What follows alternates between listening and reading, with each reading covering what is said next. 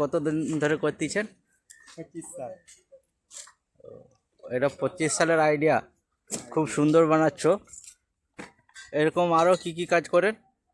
এরকম বহুত কাজ হয়, যেমন বিয়ের ডেকোরেশন, হল, বুকে, রানার। আচ্ছা, এখানে 25 সাল ধরে আছেন আপনি? হ্যাঁ, মুম্বাইয়ে 25 সাল। ও,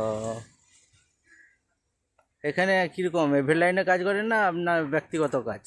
ব্যক্তিগত না, ইভেন্ট লাইন, কোম্পানি।